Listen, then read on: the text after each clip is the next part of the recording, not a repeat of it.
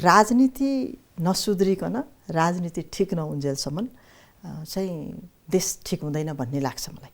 हामीसँग राजनीतिक इमान्दारिताको अलि खडेरी पर्दै गइरहेको छ केही समय यता। गठबन्धनको संस्कृतिले त कस्तो भइदियो भनेदेखि जनतासँग नि हामीले ठग्न थाल्यौँ। त्यसपछि जनतालाई पनि ठगिराखेका छौँ, देशलाई पनि ठगिराखेका छौँ। थुप्रै अवरोध छन्, तर अवरोधहरूलाई चिर्ने मान्छे पनि छन् यो समाजमा।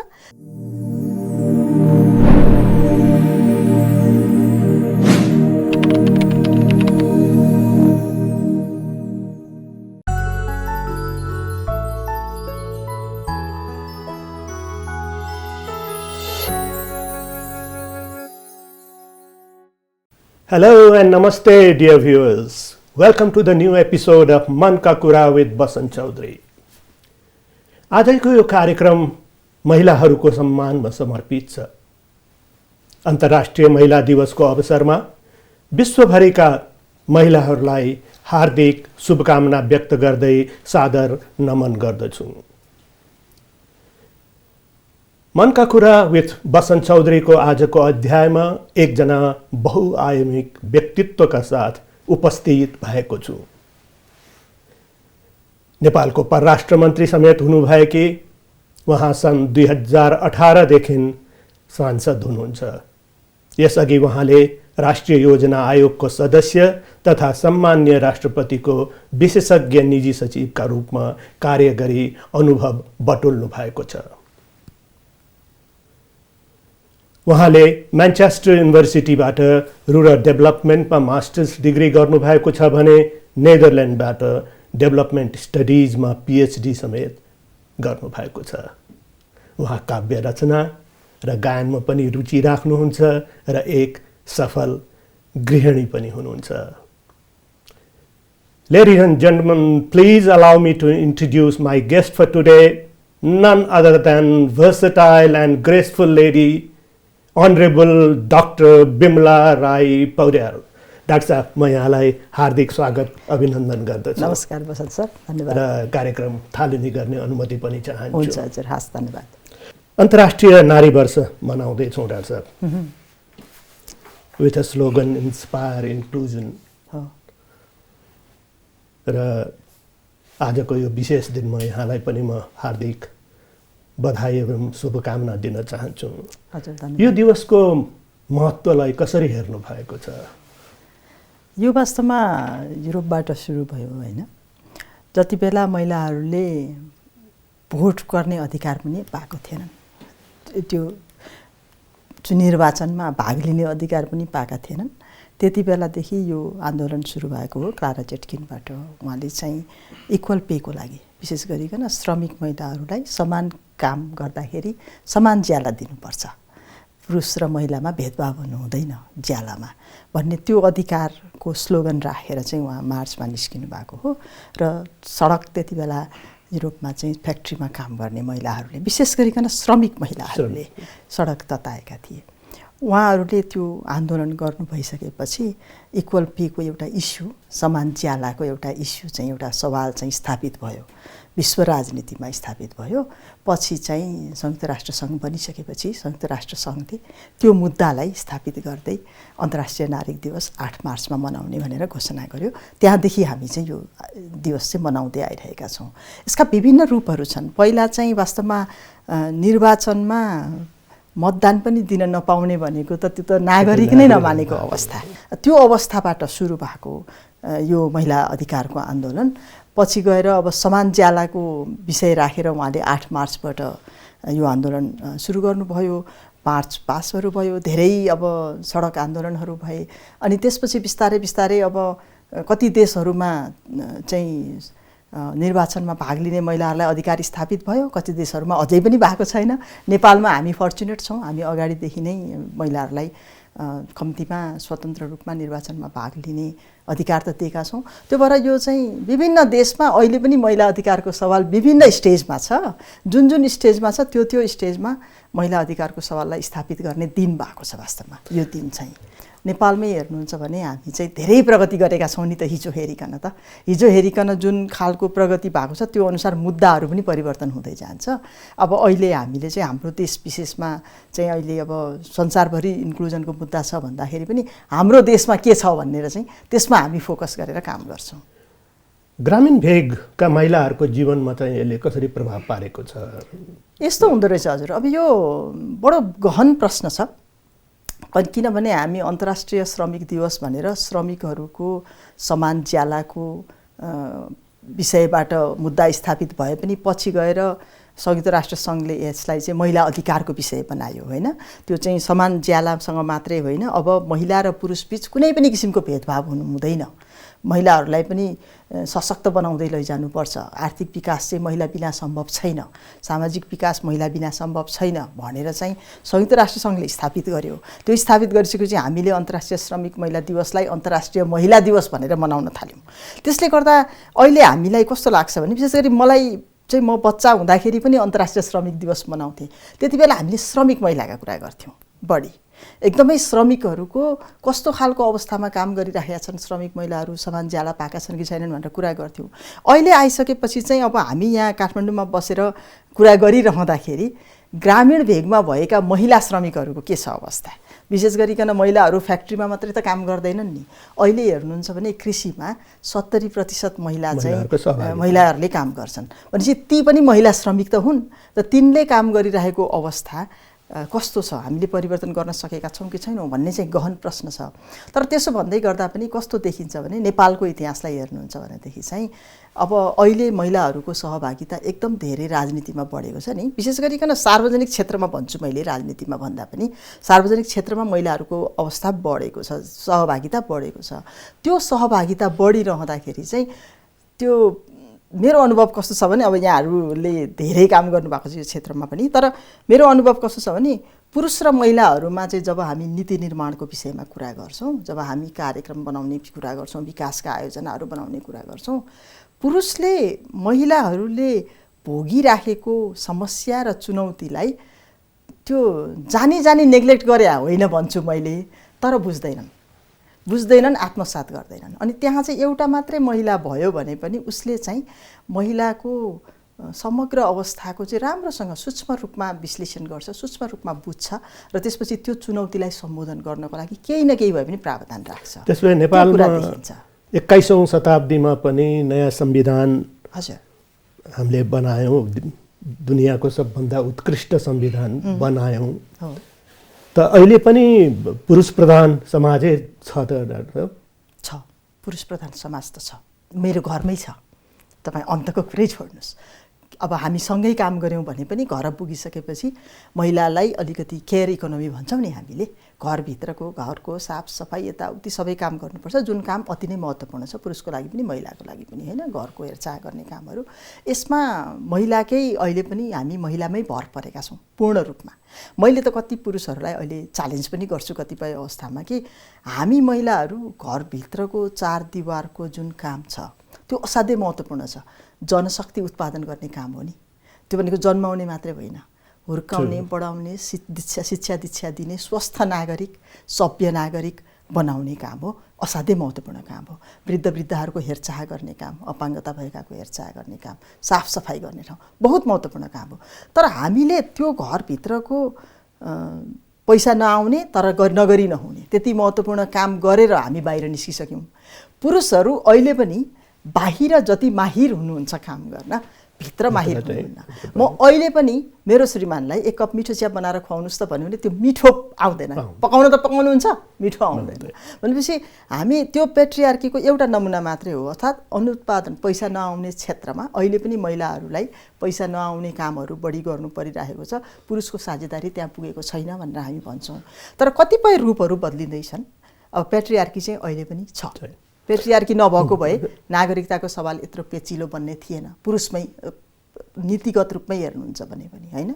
अब अहिले हामी इन्क्लुजनको कुरा गऱ्यौँ, अघि हजुरले भन्नुभयो, अहिले अब समावेशिता त भन्छौँ, महिलाहरू त्यहाँ पुगेका छौँ, तर हामीले कति महिलाहरूले चाहिँ फ्रिली आफ्नो मनको कुरा राख्न पाएका छन्। हजुरको यो कार्यक्रम पनि अब मनको कुरा भन्नुहुन्छ हजुरले, कति महिलाहरूले फ्रीली आफूले काम गर्ने ठाउँमा स्वतन्त्र रूपमा आफ्ना कुराहरू राख्न सकेका छन्, राख्न पाएका छन्। दुईटै कुरा हुन्छ, सकेको एउटा कुरा हुन्छ, राख्न पाउने एउटा कुरा हुन्छ। यसमा चाहिँ सवाल छ हजुर, अझै पनि सवाल छ। हामीले यसलाई चाहिँ अझै पनि सम्बोधन पूर्ण रूपमा गर्दैछौँ, नगरेको होइन, तर पूर्ण रूपमा गर्न सकेका छैन।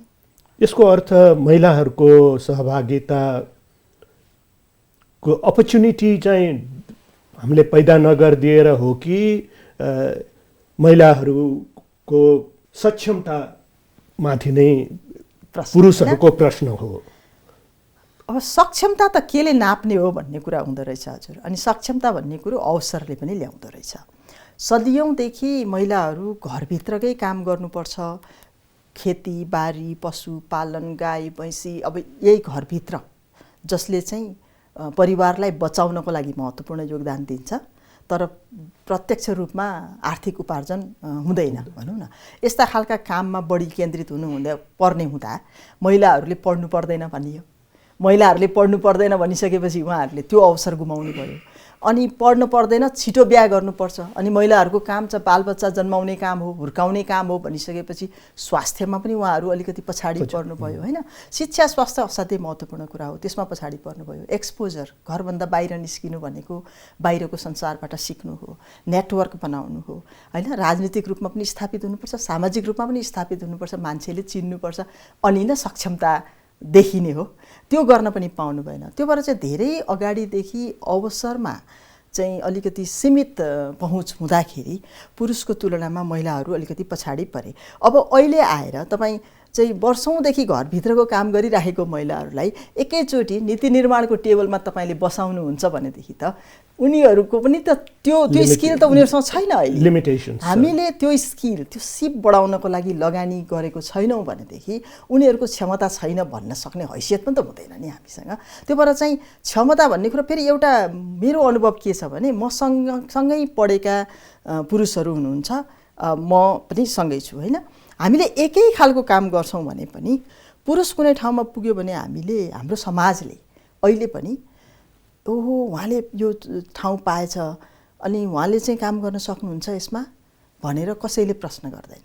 बिङ अ पुरुष, being a male, no one questions him के, कसैलाई डाउट पनि छैन उहाँले गर्न सक्नुहुन्न भनेर। तर कुनै पनि ठाउँमा महिला पुग्ने बित्तिकै हाम्रो समाजले अहिले पनि प्रश्न के गर्छ भने, can she perform? Is she capable? Yes. Is she capable? Can she do that? हो त्यो खालको प्रश्न हामीसँग छ, उसले गर्न सक्छ कि सक्दैन। अनि सबैको नजर कस्तो हुँदो रहेछ भने, कुनै नयाँ पोजिसनमा महिला पुगेपछि यसले के गर्छ, गर्छ कि गर्दैन हेर्ने आँखा बढी हुन्छ, तर उसलाई सहयोग गर्ने आँखा भन्दा पनि हेर्ने आँखा बढी। त डाक्टर साहब, नेपालको संविधानले महिलाहरूको सहभागिता 1/3 छ परिकल्पना गरेको छ एकदमै हजुर। त्यो र हामी यो पनि देख्छौँ कि त्यो 1/3 सहभागिता छैन पनि। छैन भनेर इन टर्म्स अफ नम्बर त in terms of number maybe in the पार्लियामेन्टको तर अन्त छैन, अन्त छैन। इक्वल अपर्च्युनिटी भएन, 1/3 अपर्च्युनिटी। त यो एगेन पुरुष प्रधान समाजले गर्दाखेरि उनीहरूलाई अगाडि आउनलाई नै रोकेको छ, नदिएको हो। त यस्तो भयो हजुर। अब पहिलाको हेरेर अहिलेसम्म जे जति उपलब्धि हासिल गरेका छौँ त्यसलाई सेलिब्रेट गरौँ भन्छु मैले चाहिँ होइन। अनि त्यसपछि चाहिँ नयाँ उपलब्धिमा जानुपर्छ। अहिले हामीले हेर्दाखेरि चाहिँ कस्तो देखिन्छ भनेदेखि, राजतन्त्र जति बेला हाम्रो देशमा थियो, राजतन्त्र हुँदाखेरि 3% महिला पनि थिएनन्, पार्लियामेन्टमा थिएनन्, सार्वजनिक क्षेत्रमा सधैँ थिएनन्, हामीसँग ब्युरोक्रेसीमा महिला थिएनन्, कहीँ पनि थिएनन्, न्यायालयमा महिला थिएनन्, कार्यपालिकामा महिला थिएनन्, व्यवस्थापिकामा महिला थिएनन्। तर पछि जब हामीले चाहिँ बहुदलीय व्यवस्था आयो, शासन पद्धति परिवर्तन भयो, त्यसपछि एउटा सानो नीतिले, मनमोहन अधिकारी त्यति बेला प्रधानमन्त्री हुनुहुन्थ्यो, एउटा सानो नीति के ल्याउनु भयो भनेदेखि प्रत्येक स्थानीय तहमा 5 जनामा 1 जना महिला हुनुपर्छ भनेर भन्नुभयो। म त्यति बेला एक्सनेटमा काम गर्थेँ हजुर, एक्सनेट भन्ने संस्थामा। हामीले महिला सशक्तिकरणमा झोला बोकेर हिँडेको निकै वर्ष भइसकेको थियो त्यति बेला। तर त्यति बेला झोला बोकेर हिँडिरहँदाखेरि पनि त्यति महिलालाई हामीले सार्वजनिक रूपमा ल्याउन सकेका थिएनौँ जति त्यो एउटा नीतिले ल्यायो। एउटा नीतिले सबै चाहिँ 5 जनामा 1 जना महिला हुनुपर्छ भनेर 20% को जुन आरक्षण उहाँले सुरु गर्नुभयो, त्यो सुरु गरेपछि 40,000 महिला त एकैचोटि ओभरनाइट उहाँहरू चाहिँ सार्वजनिक स्थानमा आउनुभयो। त्यो देखेपछि एउटा त्यसको सिकाइ के भयो भनेदेखि केही समयसम्मको लागि आरक्षण जरुरी हुँदो रहेछ, सहभागिता गराउने हो भनेदेखि भन्ने खालको सिकाइ भयो। त्यो सिकाइ अनुसार चाहिँ सरकारले नीतिहरू बनाउन थाल्यो। अब त्यति बेला हामीले चाहिँ 5 देखि 6% चाहिँ महिलाहरू पार्लियामेन्टमा देखेका थियौँ, संसदमा देखेका थियौँ। पछि गएर अहिले 33% भनेको त इट्स अ बिग शिफ्ट। हामीले यसलाई त सेलिब्रेट गर्नुपर्छ। तर यति भन्दै गर्दा फेरि पनि महिलाहरू 33% त अहिले आउनु भएको छ। 33% मा बस्ने हो त भन्ने हो भने हामी त 51% जनसङ्ख्या भएका मान्छे 33% मा लिमिट हुनु हुँदैन भन्छौँ, एउटा कुरा त्यो पनि अन्याय नै हैन, त्यो पनि अन्याय हुन्छ। र दोस्रो चाहिँ जति आउनु भएको छ उहाँहरूले अघि नै हामीले भन्यौँ नि स्वनिर्णयले आफूले गर्ने काम स्वतन्त्र रूपमा गर्न पाउनु भएको छ कि छैन, सक्नु भएको छ कि छैन, त्यो हेर्न जरुरी छ। अब अहिले पनि हामीलाई थुप्रै समस्याहरू छन्, चुनौतीहरू छन्, तर हिजोको तुलनामा हामीले धेरै चुनौती सम्बोधन गरेका छौँ। धेरै ठाउँमा तपाईँ एक्जिक्युटिभमै कार्यपालिकामै हेर्नुहुन्छ भने पनि महिला सचिवहरू भएका छन्, महिलाहरू सहसचिवहरू उपसचिवहरू, निर्णय गर्ने मुख्य भूमिकामा महिलाहरू छन्। तपाईँ औपचारिक क्षेत्रमा हेर्नुहुन्छ भने पनि रोजगारीकै क्षेत्रमा पनि धेरै महिलाहरू अहिले घरभन्दा बाहिर आएका छन्। त्यसले गर्दा महिलाहरूको यो आर्थिक विकासमा, दिगो विकासमा भयङ्कर ठुलो चाहिँ योगदान पनि पुगिराखेको छ। हाम्रो एउटा सोचाइ कस्तो छ भने नि हजुर, महिलाहरूको लागि चाहिँ सहभागिताको आरक्षणको ल्याएको, महिलाहरूको लागि हामीले विकास गर्ने भन्ने खालको सोचाइ छ, जुन गलत छ भन्छु मैले। मलाई के लाग्छ भने 51% जनसङ्ख्या पछाडि पर्यो भने त देशै पछाडि पर्यो, जनसङ्ख्याको अनुपातमा देशै पछाडि पर्यो नि। त्यो भएर महिलाहरूलाई सशक्त रूपमा प्रत्येक क्षेत्रमा ल्याउनुपर्छ। ल्याउनु भनेको महिलाको लागि होइन कि देशै विकास गर्नको लागि। एजुकेसन नै यसको लागि सबैभन्दा महत्त्वपूर्ण छ, एजुकेसन हो। मैले मेरो जीवनमै भन्छु, मैले त शिक्षाभन्दा महत्त्वपूर्ण अरू कुनै पनि कुरा छैन। तर शिक्षाले मात्रै पनि महिलाहरू सशक्त चाहिँ हुँदा रहेन रहेछन्। एउटा बाटो चाहिँ खुल्छ, सबैभन्दा महत्त्वपूर्ण ढोका चाहिँ शिक्षाले खोल्छ, किनभने यसले चाहिँ तपाईँलाई ज्ञान दिन्छ, सिप दिन्छ, अलिकति आत्मविश्वास दिन्छ, बढ्छ, लड्ने हिम्मत दिन्छ हैन। त्यसले गर्दा एउटा महत्त्वपूर्ण बाटो चाहिँ खोल्छ। तर त्यो सँगसँगै हामीले नीतिगत रूपमा पनि थुप्रै सुधारहरू गर्नुपर्ने हुन्छ, कार्यगत रूपमा पनि थुप्रै सुधारहरू गर्नुपर्ने हुन्छ। डाक्टर, अहिले पनि मुलुक स्थिर राजनीतिबाट गुज्रिन सकेको छैन। हामी एडोकिजममै अझ पनि छौँ। यसरी यो देशमा देखिएको आर्थिक र राजनीतिक चुनौतीहरू कसरी सहजै पार लाग्छ होला? बडो गम्भीर प्रश्न छ यो। मैले चाहिँ भन्छु हामीसँग राजनीतिक इमान्दारिताको अलि खडेरी पर्दै गइरहेको छ केही समय यता। जति बेला हामी चाहिँ विद्यार्थी थियौँ त्यति बेला एक किसिमको राजनीतिक संस्कार थियो, सबै दलहरू त्यति बेला भूमिगत थिए। एउटा राजनीतिक संस्कार पनि थियो र दलहरूलाई कुनै न कुनै एजेन्डाले सँगै बाँच्थ्यो। राजनीतिक दलहरू नै देशको परिवर्तनको, किनभने राज्य व्यवस्था सञ्चालन गर्ने राजनीतिक दलहरू हो, अनि राज्य व्यवस्थाले चाहिँ देशलाई कता लैजान्छ भनेर निर्धारण गर्छ। त्यो हिसाबमा राजनीतिक दलहरू असाध्यै महत्त्वपूर्ण हुन्छ। राजनीतिक दलहरूमा राजनीतिक संस्कृति, राजनीतिक संस्कार हराउँदै गयो भनेदेखि देशले चाहिँ यो अप्ठ्यारोपन बोक्छ। अहिले हामीले सबै राजनीतिक दलहरू मिलेर एक ठाउँमा बसेर यो परिवर्तन ल्याएका छौँ, जुन असाध्यै ठुलो परिवर्तन हो। गणतन्त्रमा सिफ्ट हुनु भनेको, राजतन्त्रबाट गणतन्त्रमा सिफ्ट हुनु, एकात्मक शासन व्यवस्थाबाट सङ्घीयतामा जानु, धर्मनिरपेक्षताको विषयमा अहिलेको समावेशिता, यति धेरै चाहिँ समावेशी छ हाम्रो अहिले। जस्तो हाम्रो समाज छ अहिले नीति निर्माण गर्ने ठाउँमा हामी त्यस्तै देख्छौँ। संसदमा हेर्नुहुन्छ भने, स्थानीय तहमा हेर्नुहुन्छ भने त्यो समावेशिता हेर्दाखेरि हामीले ठुलो परिवर्तन गऱ्यौँ। तर जति बेला हामी आफ्नो आफ्नो स्वार्थ हेर्न थाल्यौँ त्यसपछि हाम्रो बिग्रियो। अहिले हामीले हेरेको भनेको चाहिँ यो गर्दाखेरि देशलाई, यो मैले यो चाहिँ एक्सन गर्दा, यो काम गर्दा देशलाई फाइदा कति पुग्छ, के पुग्छ, मलाई फाइदा कति पुग्छ, के पुग्छ भनेर हेर्दाखेरि म चाहिँ हाबी भयो, मेरो दल हाबी भयो, अनि अहिलेको समस्या भनेको त्यो हो। र अझ भन्नुहुन्छ भने त अहिले यो 2 वर्ष 2टा चुनावदेखि देखिराखेका छौँ हामीले गठबन्धनको संस्कृति। गठबन्धनको संस्कृतिले त कस्तो भइदियो भनेदेखि जनतासँग नि हामीले ठग्न थाल्यौँ।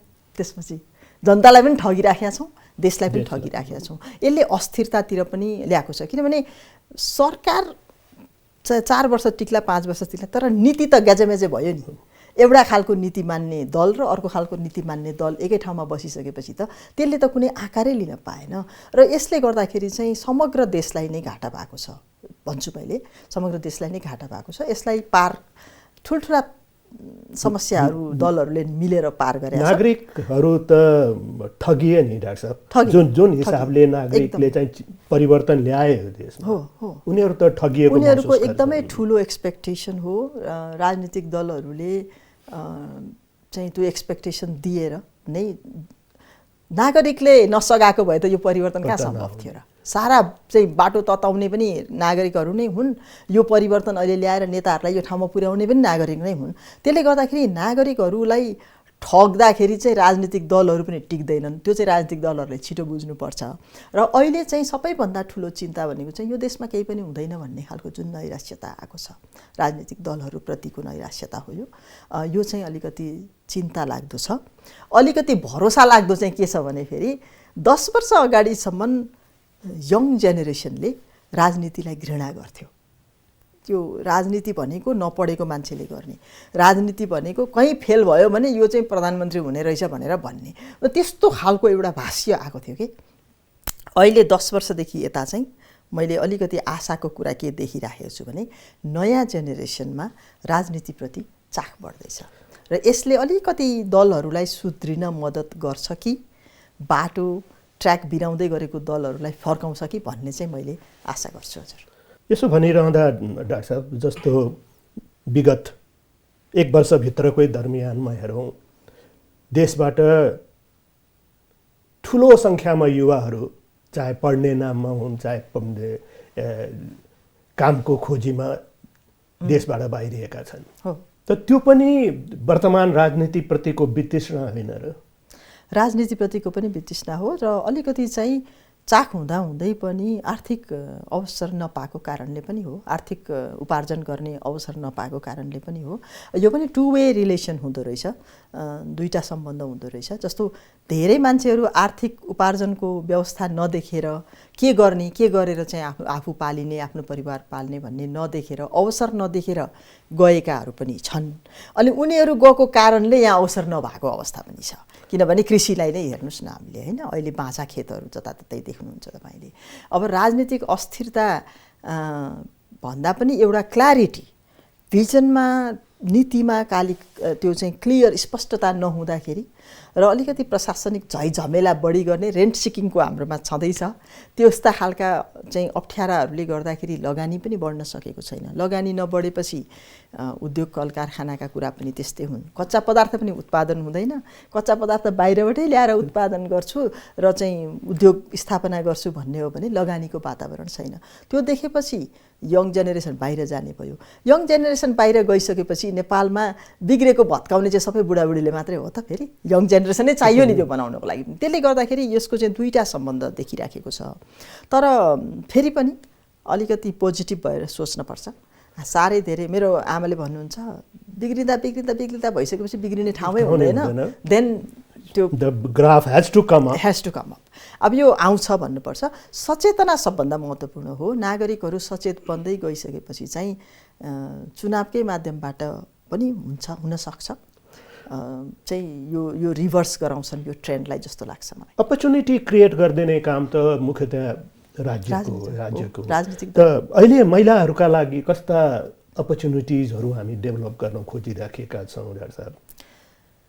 धेरै छ महिलाहरूको लागि, होइन। मुख्य कुरा त अब यो सहभागिताको लागि अवसर अब तत्कालीन राष्ट्रपति विद्यादेवी भण्डारीज्यूले जुन संसदमा एउटा बिल पेश गर्नुभयो, यो 33% सहभागिता भनेको उहाँहरूले 4 जना मिलेर गर्नुभएको हो, होइन। यो उहाँले सुरु गरिसकेपछि त्यसैलाई चाहिँ एउटा मस्यौदा संविधानले ल्यायो, अन्तरिम संविधानले, अनि त्यसैलाई फेरि अहिलेको संविधानले ल्यायो। त्यसरी एउटा सानो चाहिँ उहाँहरूको इनिसिएटिभ छोटो इनिसिएटिभ, सानो त भन्दिनँ म, it's was a big initiative, तर छोटो इनिसिएटिभले संस्थागत भयो नि। यो संस्थागत भइसकेपछि चाहिँ धेरैतिर सुधारका सङ्केतहरू आएका छन्। यो आरक्षणले काम गर्दो रहेछ है, सकारात्मक विभेद भन्छौँ हामी, यसले काम गर्दो रहेछ है भन्ने सुझाव आएका छन्।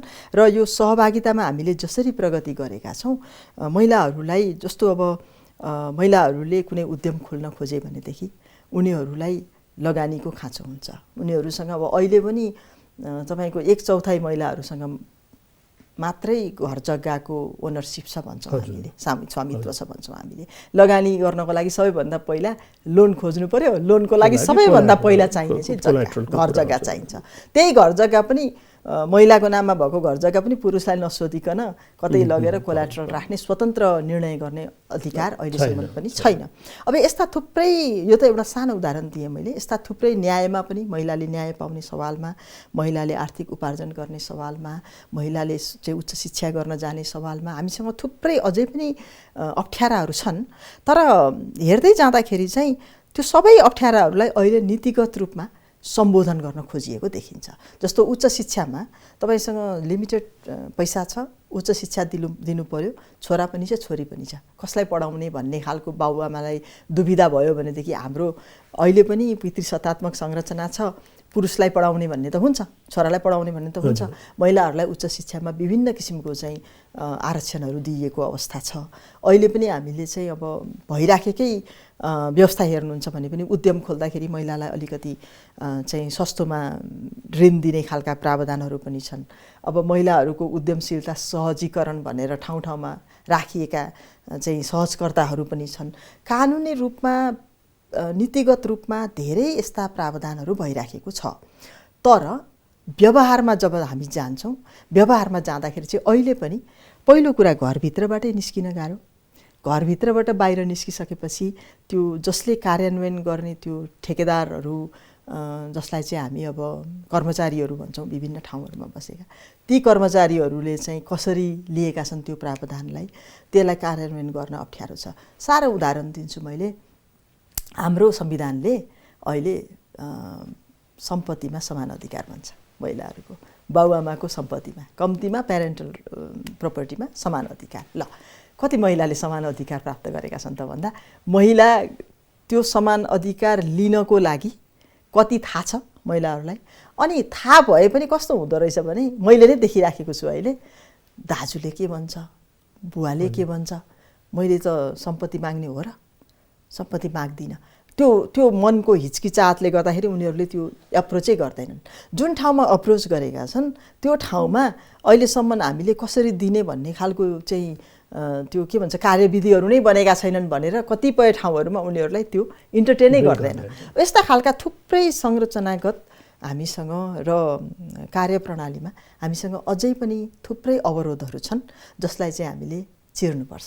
तर यसमा पनि च्याम्पियनहरू छन् समाजमा, र उनीहरूले गरेर जब देखाउँछन् अनि समग्र महिलाले देखेर आत्मविश्वास लिएर काम गर्छन्। त्यो भएर म चाहिँ आशावादी नै छु हजुर। थुप्रै अवरोध छन्, तर अवरोधहरूलाई चिर्ने मान्छे पनि छन् यो समाजमा, र त्यो एउटा दुईटा मान्छेहरूले त्यो साइन गरिसकेपछि अरूमा त्यो प्रकाश पर्छ र बिस्तारै परिवर्तन हुन्छ जस्तो चाहिँ लाग्छ मलाई। आजको अन्तर्राष्ट्रिय श्रमिक महिला दिवसले एउटा सन्देश चाहिँ त्यो दियोस् पनि भन्छु। एकदम अद्भुत, असाध्य राम्रो कुरा गर्नुभयो। एउटा सानो विश्राम लिन्छौँ हामी। हजुर। प्रिय दर्शकवृन्द, अहिलेलाई एउटा सानो विश्राम लिन चाहन्छु, तर डाक्टर साहबसँग अरू पनि धेरै विषयमा कुरा गर्न बाँकी नै छ, कतै नजानुहोला।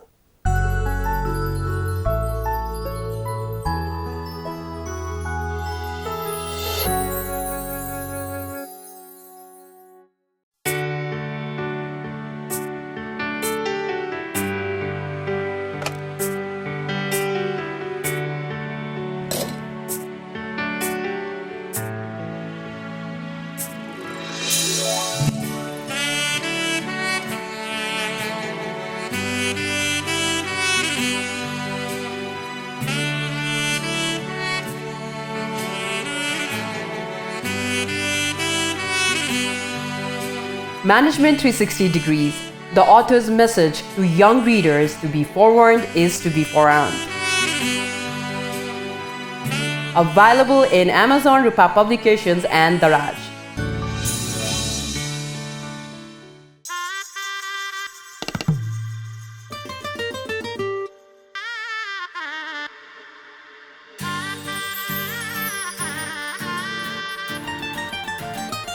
केशरले रंगिएको यो नौलो खुसी,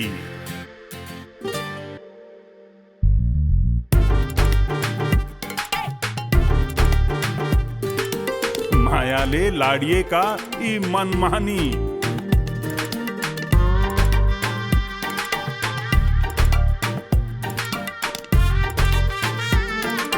राशाको रसमा घोलिएको अल्हडपना,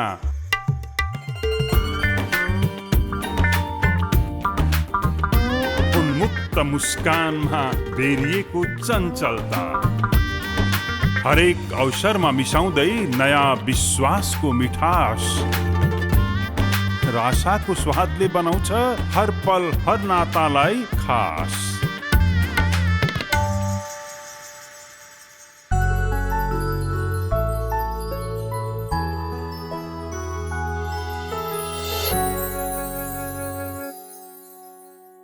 प्रिय दर्शकवृन्द, विश्रामपछि पुनः हार्दिक स्वागत गर्दछु। डाक्टर साहब, यहाँ स्कलर हुनुहुन्छ, धेरै प्रोफेसनल फिल्डको ज्ञान र सिप पनि बटुल्नु भएको छ। यस्तो खारिएको व्यक्ति राजनीतिमा आउनुभयो, के कुराले प्रेरित गर्यो? मैले अघि नै भने राजनीति भनेको देशको मूलनीति भन्छौँ हामीले, है। राजनीति भनेको राजनीति नसुध्रिकन राजनीतिले राज्य व्यवस्था चलाउँछ, राजनीतिले नीति बनाउँछ, कानुन बनाउँछ र नागरिकमाथि शासन गर्छ राजनीतिले। यदि नागरिकमाथि भन्ने बेलामा नागरिक सार्वभौम छन्, सार्वभौम छन्, नेता चुनेर पठाउने नागरिकले हो, तर त्यो मान्छे नेता भइसकेपछि त उसैले फेरि जे नीति बनाउँछ नागरिकले सबैले मान्ने त त्यही हो भनेपछि राजनीति नसुध्रिकन, राजनीति ठिक नहुन्जेलसम्म चाहिँ देश ठिक हुँदैन भन्ने लाग्छ मलाई। मैले सानैदेखि नै त्यो देखेँ र बिचमा मैले ठक्कै चाहिँ म विद्यार्थी राजनीतिमा केही सक्रिय पनि थिएँ, तर विद्यार्थी राजनीति सकिएपछि म फेरि एकचोटिमा एउटा मात्रै काम गर्न सक्छु क्या। त्यो भएर त्यो विद्यार्थी राजनीति सकिएपछि चाहिँ म प्रोफेसनल भएँ। एकदमै प्रोफेसनल भइसकेपछि मलाई के लाग्यो भने मेरो काम यही हो, अब सबैले आफ्नो आफ्नो ठाउँमा आफ्नो आफ्नो काम गर्नुपर्छ, मेरो काम प्रोफेसनल हो, म प्रोफेसनल भएर काम गर्नुपर्छ भने मैले विभिन्न सङ्घ संस्थाहरूमा आफूले जानेको आफ्नो सिप, आफ्नो ज्ञान प्रयोग गरेँ, काम गरेँ। काम गर्दै जाँदा जब म स्विस एम्बेसीमा काम गरिराखेको थिएँ, स्विस एम्बेसीमा म चाहिँ दुईवटा पोर्टफोलियो हेर्थेँ। एउटा नेचुरल रिसोर्स म्यानेजमेन्टको पोर्टफोलियो हेर्थेँ, अर्को जेन्डर एन्ड सोसल इन्क्लुजनको पोर्टफोलियो हेर्थेँ। त्यसमा मलाई कस्तो चाहिँ एकदम स्ट्रक भएको चाहिँ के भयो भनेदेखि फिल्डमा हामीले एकदम राम्रो काम गर्थ्यौँ क्या फिल्डमा, गाउँहरूमा। तर त्यो फिल्डमा काम गर्ने भनेको चाहिँ कस्तो हुँदो रहेछ भने 77, त्यति बेला 75वटा जिल्ला थियो, 75वटा जिल्लाको मध्ये 7वटा जिल्लामा एम्बेसीले काम गर्ने। 7वटा जिल्लाको पनि सबै हेर्दैन, त्यहाँ पनि गाविस छानेर थोरै 4वटा 5वटा, एउटा जिल्लामा 4वटा 5वटा गाविसमा जाने। त्यो एउटा जिल्लाको पनि 4वटा 5वटा गाविसमा पनि सबै मान्छेलाई छुँदैन, थोरै मान्छेको घरधुरीमा गएर काम गर्ने अनि उनीहरूको जीविकोपार्जनलाई राम्रो बनाउने, उनीहरूको गरिबीबाट उनीहरूलाई माथि उकास्ने। तर त्यसले यो देश कहिले बन्छ? अनि त्यो राम्रा कुराहरू सबै देशभरि पुर्याउन पाए हुन्थ्यो जस्तो लाग्ने कि मलाई जहिले पनि, किनभने एकदम धेरै इन्भेस्ट गरेर राम्रो सिकाइहरू फिल्डबाट आउँछ, तर त्यो फिल्डबाट आएको कुरा सबै 75वटै जिल्लामा पुर्याउन पाए हुन्थ्यो नि एकैचोटि जस्तो मनमा लाग्ने। त्यो कसरी गर्ने? सम्भवै छैन। अनि त्यो गर्ने भनेको चाहिँ कहाँ हो भन्दाखेरि नीतिमा इन्फ्लुएन्स गरेर हो, नीतिमा प्रभाव पारेर हो। नीतिमा प्रभाव कसले पार्छ? फेरि पनि राजनीतिले पार्छ। त्यसले गर्दाखेरि चाहिँ यो यसरी चाहिँ हुँदैन, सबैतिर प्रभाव पार्ने हो भनेदेखि चाहिँ यो सार्वजनिक क्षेत्रमै जानुपर्छ भन्ने लागिराखेको हो। लाग्दै मौका पनि पाइहालेँ। त्यही काम गर्दा गर्दै चाहिँ राष्ट्रिय योजना आयोगमा जाने मौका पाइसकेपछि त्यति बेला मलाई एउटै मात्रै धुन थियो कि मैले जति पनि अहिले केले काम गर्छ केले काम गर्दैन फिल्डमा भन्ने कुरा देखेको छु, त्यो कुराहरू ठ्याक्कै लगेर पोलिसीमा नीतिमा छिराउँछु र 75वटै जिल्लामा चाहिँ गराउँछु भन्ने त्यो बोकेर म गएको हो। वास्तवमा म एकदम टेक्निकल माइन्ड बोकेर गएको हो त्यति बेला पनि म राजनीतितिर त्यति धेरै थिइनँ। तर त्यहाँ गइसकेपछि काम गर्दै जाँदाखेरि यो त कानुनी रूपमै सुधार गर्नुपर्छ भन्ने लागेर म बढी चाख त्यतातिर हजुर। अहिले म अब पूर्णकालीन राजनीतिज्ञ त म होइन, तर मैले राजनीतिमा चाख लिएको छु र सकेसम्म प्रभाव पार्छु। पोलिसी मेकिङ नीतिमा चाहिँ नीतिमा सबभन्दा महत्त्वपूर्ण ठाउँमा हुनुहुन्छ। कति जति बाटो तय गरिसक्नुभयो जस्तो लाग्छ? त्यहाँ जाँदाखेरि त्यहाँका आफ्नै अवसरहरू छन्, चुनौतीहरू छन्। म राष्ट्रिय योजना आयोगमा हुँदाखेरि चाहिँ अलिकति निर्णय गर्ने ठाउँमा नै थिएँ भन्नुपर्छ। कस्ता खालका कार्यक्रमहरू बनाउने के गर्ने भन्ने त्यति बेला आफूले जानेका बुझेका धेरै कुराहरूलाई प्रभाव पार्न पनि सकियो। तर समस्या त्यही हो, कुनै पनि ठाउँमा जाँदाखेरि फुल टाइम बस्न पाइँदैन, छोटो समय बस्नुपर्छ। त्यहाँ पनि 15 महिना मात्रै बसेँ म। सरकार परिवर्तन भइहाल्यो, फेरि बाहिर निस्किनु पर्यो।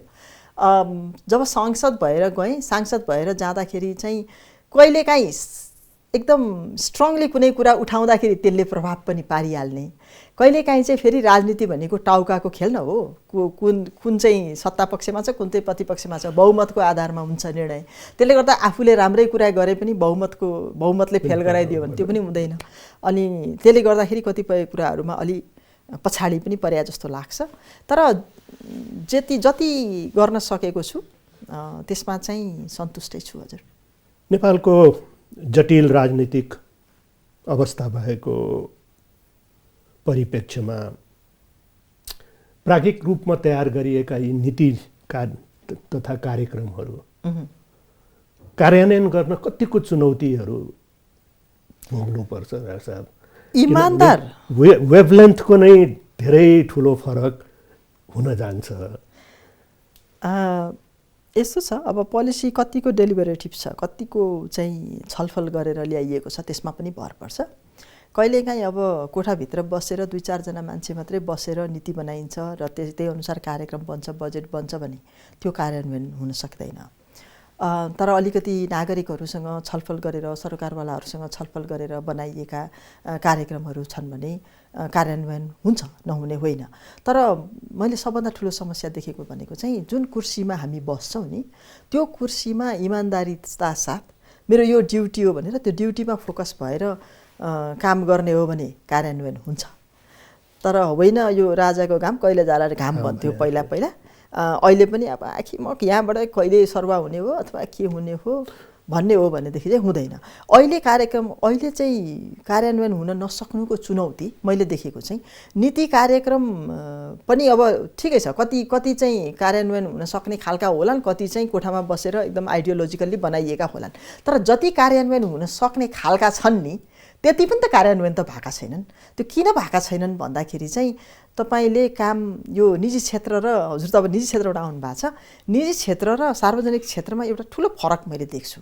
त्यो फरक के देख्छु भनेदेखि निजी क्षेत्रमा तपाईले डेलिभर गर्न सक्नु भएन भने तपाई भोलि आउट हुनुहुन्छ, किनभने त्यसले तपाईको व्यापारमा असर पार्छ। त्यो भएर तपाईले चाहिँ आउट गर्नुहुन्छ मान्छेलाई।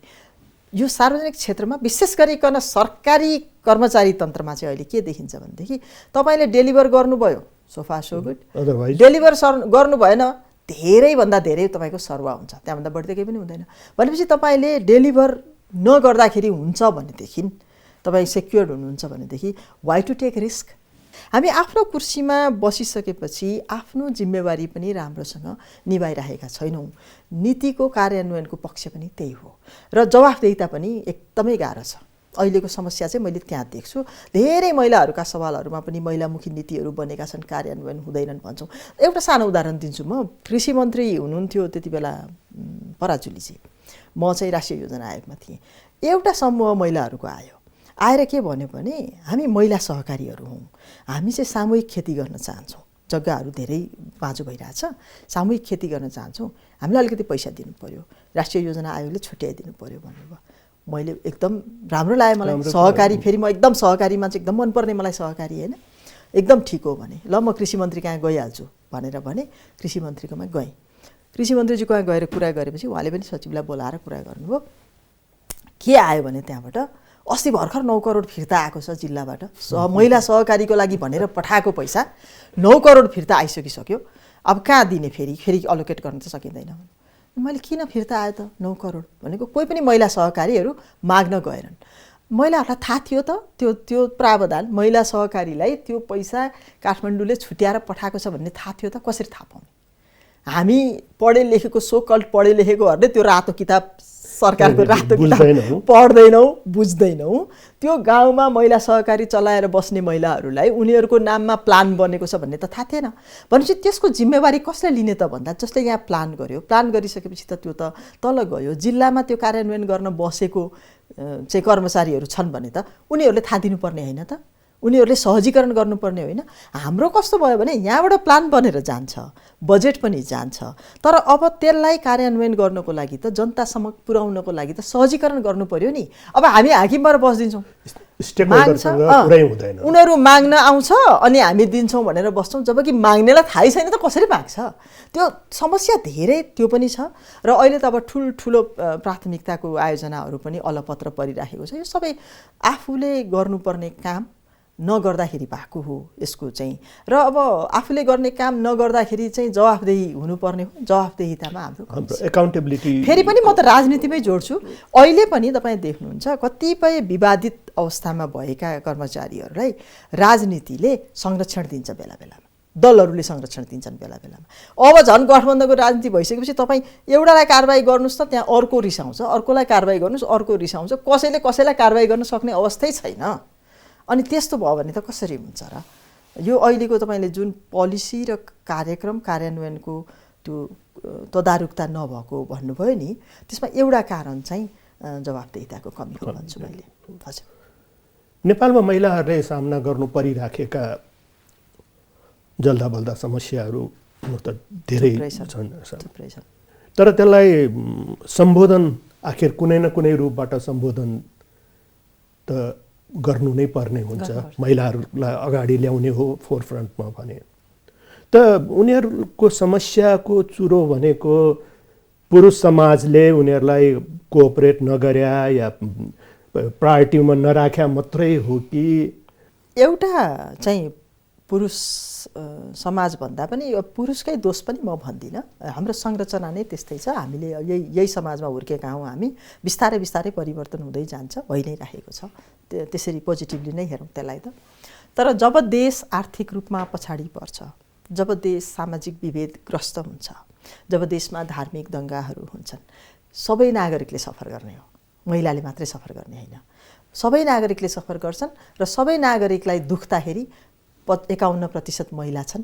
महिलालाई दुख्छ त्यो हो अनि जस्तो भूकम्प आउँदाखेरि सबैलाई एकैचोटि हान्छ हैन सबैजना लड्छन् तर केही मान्छे उठ्छन् केही मान्छे लडाइ हुन्छन् र त्यो सँगसँगै महिलाको विषयमा सवाल राख्दाखेरि हामी सम्बद्ध दलले के भन्छ हाम्रो घरमा के भन्छ भरे श्रीमान रिसाउने हुन् कि भरे सँगै काम गर्ने राजनीतिक दलको साथी पो रिसाउने हो कि त्यसरी पनि हामी चाहिँ अलिकति कन्स्ट्यान्ट भएको चाहिँ छ त्यसले गर्दा सबैतिरबाट हेर्नुपर्छ यसलाई विश्लेषण गर्नुपर्छ पुरुषवादी सोचले मात्रै महिला पछाडि पारेका हुन् चाहिँ मैले भन्दिनँ डाक्टर साहबको त डेभलपमेन्ट एजेन्सिजहरूमा काम गरे अनुभव छ साहब तपाईँ हजुर योजना आयोगमा बस्नुभयो त्यसपछि सम्माननीय राष्ट्रपति ज्यूको सल्लाहकारका रूपमा बस्नुभयो अहिले राष्ट्रिय सभामा हुनुहुन्छ त डाक्टर साहबले आफूलाई नै स्वमूल्याङ्कन गर्दा महिला सशक्तिकरणका लागि के ठोस योगदान पुर्याए जस्तो लाग्छ डाक्टर साहबलाई म चाहिँ अब अलिकति बढी त म आफ्नो भूमिका अनुसार नै काम गर्ने हो हैन अब अहिले सांसदको रूपमा हेर्नुहुन्छ भने सांसदका 3टा काम हुन्छन् एउटा काम भनेको कानुन बनाउने कानुनमा अब ड्राफ्ट गरेर नेपाल सरकारले ल्याएको हुन्छ त्यसमा हामी छलफल गर्छौं अनि त्यसलाई मेरो जहिले पनि के हुन्छ भने म चाहिँ अब सामाजिक विकास पढेर आएको मान्छे भए कुनै पनि कानुनी प्रावधानले महिलालाई के असर पार्छ, पुरुषलाई के असर पार्छ, यसमा महिलाहरूको सहभागिता कसरी बढाउन सकिन्छ, यसले महिलालाई प्रत्यक्ष रूपमा फाइदा कसरी पुग्न सक्छ, यो कानुन कार्यान्वयन गर्दा महिलाहरूलाई कस्तो चुनौती हुन्छ, यो दृष्टिबाट मैले हेर्छु। मेरो ध्यान नै त्यही हुन्छ। र त्यसपछि त्यसलाई कसरी बढी समावेशी बनाउने, कति महिला मैत्री बनाउन सक्ने, कति महिलालाई फाइदा पुग्ने बनाउन सक्ने भन्ने खालको हुन्छ। र महिला मात्रै होइन, मैले हेर्ने भनेको पिछडिएको जनजातिको विषयमा हेर्छु अथवा चाहिँ अपाङ्गता भएकाहरूको विषयमा हेर्छु। विशेष गरिकन सामाजिक क्षेत्र जुन मैले चाहिँ रिप्रेजेन्ट गर्छु, प्रतिनिधित्व गर्छु, त्यो एउटा मेरो योगदान हुन्छ। र त्यो योगदान मैले राम्रैसँग पुर्याएको छु जस्तो मलाई लाग्छ, किनभने मैले धेरै कानुनहरू चाहिँ एमेन्डमेन्टहरू राखेर, फेरि म अलिकति बोल्नमा चर्कै बोल्छु, यहाँहरूले सुन्नु भएको छ, अलिक बढी चर्को बोलेको आवाजले पनि अलिकति चाहिँ कानुनहरूलाई सुधार गर्नको लागि मैले योगदान दिएको छु जस्तो लाग्छ। दोस्रो सांसदको महत्त्वपूर्ण काम भनेको चाहिँ कार्यक्रम र बजेट जुन सरकारले लिएर आउँछ त्यसको चाहिँ रिभ्यू गरेर अनि सरकारलाई त्यसमा चाहिँ कार्यान्वयनमा पनि जवाफदेही बनाउने हो, होइन? अब त्यो विषयमा पनि बारम्बार हामीले प्रश्नहरू उठाइराखेका हुन्छौँ। र तेस्रो महत्त्वपूर्ण काम भनेको चाहिँ जनतामा परिराखेको सवाल, जनसवाललाई चाहिँ संसदमा उठाएर सरकारको र अरू सांसदहरूको ध्यानाकर्षण गर्ने हो। यो ध्यानाकर्षण गर्ने काम चाहिँ मैले अलि बढी राम्रोसँग गरेको छु कि जस्तो पनि लाग्छ कहिलेकाहीँ, किनभने कतिपय अवस्थामा धेरै उठाएका सवालहरू सम्बोधन पनि भएका छन्। त्यो हिसाबमा सांसदको रूपमा काम गर्दाखेरि म अलिकति सन्तुष्ट नै छु भन्नु पर्यो। मन्त्रीको काल एकदमै छोटो भयो, 42 दिन मात्रै मन्त्री हुन सके। एउटा मन्त्रालयलाई जान्दै भयो, धेरै समय पाइएन। तर जे जति समय पाएँ त्यो समयमा राम्रैसँग चाहिँ प्रस्तुत भइयो। राष्ट्रपति कार्यालयमा काम गर्दाखेरि चाहिँ बढी डिप्लोमेसीको काम हुन्थ्यो। त्यसमा चाहिँ प्रत्यक्ष रूपमा अब विदेशी नियोगका कूटनीतिक नियोगका प्रमुखहरू भेट्न जानुहुन्थ्यो राष्ट्रपतिज्यूलाई, त्यो विषयमा ब्रिफ गर्ने। र त्यति बेला हामीले दुईटा महत्त्वपूर्ण विकासका आयोजनाहरू पनि ल्याएका छौँ। राष्ट्रपतिज्यूको सुझाव अनुसार के नेसनल रूपमा त्यो कार्यक्रमहरू एकदम स्थापित भएका छन्। एउटा चाहिँ राष्ट्रपति महिला उत्थान कार्यक्रम, त्यो कार्यक्रम चाहिँ हामी राष्ट्रपति कार्यालयमा हुँदाखेरि नै विकास भएको कार्यक्रम हो। त्यसले अहिले चाहिँ धेरै सुत्केरी महिलाहरूलाई हेलिकप्टरबाट उद्धार गर्ने काम पनि गर्छ, धेरै महिलाहरूलाई आर्थिक सशक्तिकरणको काम पनि गरिराखेको छ। राष्ट्रपति महिला उत्थान कार्यक्रम अहिले प्राथमिकताको काम हो। त्यो चाहिँ हामीले डिजाइन गरे हो र त्यसको म एकदम धेरै अपनत्व पनि लिन्छु। अर्को चाहिँ राष्ट्रपति शैक्षिक सुधार कोष स्थापना गर्ने। त्यति बेला कस्तो भएको थियो भने एकचोटि राष्ट्रपतिज्यू फिल्डमा जानुहुन्थ्यो भेट्न, होइन? पब्लिक स्कुलमा चाहिँ 100 वर्ष पुगेका पब्लिक स्कुलमा चाहिँ राष्ट्रपतिज्यू जानुहुन्थ्यो भेट्न। त्यहाँ यति धेरै दुरावस्था के स्कुलको, पब्लिक स्कुलको विशेष गरिकन सार्वजनिक विद्यालयहरूको दुरावस्था देखिसकेपछि लौ न हो यो स्कुलहरूलाई त राम्रो बनाउनु पर्यो, कसरी बनाउन सकिन्छ भन्ने खालको छलफल हुँदै सुरु भएको परियोजना हो त्यो। त्यसले गर्दा राष्ट्रपति कार्यालयमा पनि केही छोटै अवधि भए पनि केही काम गर्न सकियो जस्तो मलाई लाग्छ। त्यो भएर जुन भूमिका मैले पाएको छु सबै गर्न सकिँदो रहेन रहेछ। कतिपय अवस्थामा कतिपय राम्रो कुराहरू उठायो, अब त्यो राजनीतिक दलले पनि सुन्नु पर्यो, सरकारले पनि एड्रेस गर्नु पर्यो। सांसद आफैले त कार्यान्वयन गर्दैन भनेपछि कतिपय कुराहरू चाहिँ आफू एक्जिक्युटिभ रोलमा नहुँदाखेरि गर्न अप्ठ्यारो हुँदो रहेछ। तर जे जति गरिएको छ त्यसमा चाहिँ सन्तोष मान्ने ठाउँ छ। म मात्रै होइन, फेरि हजुरले महिला सांसदहरूको कुरा हेर्नुभयो भने नि कतिको याद गर्नुभएको छ। हामीले एउटा सानो रिसर्च अध्ययन गरेका छौँ यो इन्टर्नहरू लगाएर कि त्यसमा हेर्दाखेरि महिला सांसदहरूले चाहिँ धेरै जनजीविकाको सवालहरू उठाउँछन् संसदमा, धेरै चाहिँ त्यो कानुनहरूमा संशोधन हाल्छन् र धेरै सम्बोधनहरू हुन्छ कानुनको, है? पुरुषहरू हेर्नुहुन्छ भनेदेखि चाहिँ त्यहाँ अब सबै पुरुषलाई गाली गरे होइन मैले, तर पुरुषहरू हेर्नुहुन्छ भने के छ भने पुरुषहरूले बोल्न पाउनुभयो भने राजनीतिक दललाई गाली गर्ने मात्रै हो। विकासका जनजीविकाका सवालहरू एकदम कम मात्रै उठ्छन् पुरुषहरूबाट संसदमा के। अनि त्यसपछि तपाईँहरूले अध्ययनै गर्दा पनि हुन्छ, त्यो हामीले देखेको छौँ। र अर्को चाहिँ पुरुषहरूले चाहिँ त्यो संसदमा उठाएका कुराहरू कति कार्यान्वयन भयो, कति कार्यान्वयन हुँदैन। महिलाहरूले उठाएका कुराहरू चाहिँ कार्यान्वयन होस् भनेर बारम्बार उठाइराख्ने एउटा बानी हुन्छ कि महिलाहरूको, त्यो चाहिँ हामीले देख्छौँ। त्यसले गर्दाखेरि म मात्रै होइन, त्यहाँ काम गर्ने त्यहाँ जुन सांसदहरू अहिले आउनु भएको छ, स्थानीय तहमा जति महिला जनप्रतिनिधिहरू हुनुहुन्छ फ्यान्टास्टिक काम गर्नुभएको छ। त्यो भएर एउटा ढुक्क के हुन्छ भनेदेखि मलाई चाहिँ ढुक्क छ, म हजुरहरूलाई पनि ढुक्क हुन चाहिँ आग्रह गर्छु। महिलाहरू सार्वजनिक पोजिसनमा आए, क्षमता विकास गरे, क्षमता भनेको नि फेरि डिफाइन गर्ने हो, कसले गर्ने, क्षमता विकास गरेर एकदम राम्रोसँग आफ्नो भूमिका निभाउन सके भनेदेखि चाहिँ यो देश सुरक्षित पनि हुन्छ, छिटो विकास पनि हुन्छ। किनभने महिलाहरूले दायाँ बायाँ गर्दैनन्, आफ्नो भूमिका जे छ त्यही काम गर्छन्। पुरुषहरूलाई चाहिँ बढी चाहिँ दलगत राजनीति लाग्छ, एकदम आशा बढी राजनीति लाग्छ। हजुर, आशा गरौँ डाक्टर साहब कि अझ यो सिचुएसन सुध्रियोस्। डाक्टर साहब, मसँग केही कलरहरू छन्, डाक्टर साहबसँग प्रश्न, अनलाइन प्रश्न सोध्न चाहन्छन्, म जोड्न लगाउँ? हुन्छ।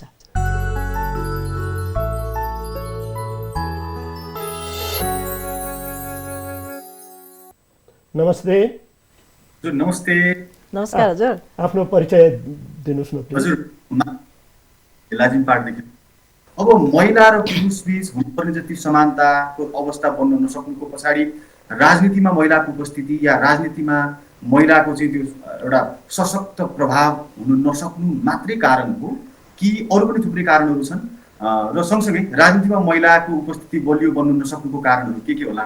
तपाईँ एउटा महिला नेत्री हुनुहुन्छ, कुशल नेत्री हुनुहुन्छ, सँगसँगै अरू थुप्रै क्षेत्रमा पनि आफूलाई एकदमै अब्बल साबित गर्दै आउनु भएको छ। मेरो जिज्ञासा यति मात्रै।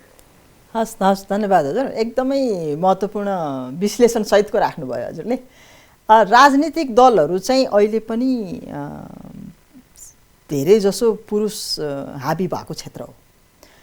संविधानले 33% भनेको कारणले अहिले हामी चाहिँ कम्तीमा 33% भनेको छ, कहीँ पनि 33% भन्दा 1 इन्च पनि बढी देख्नु भएको छैन होला तपाईँले।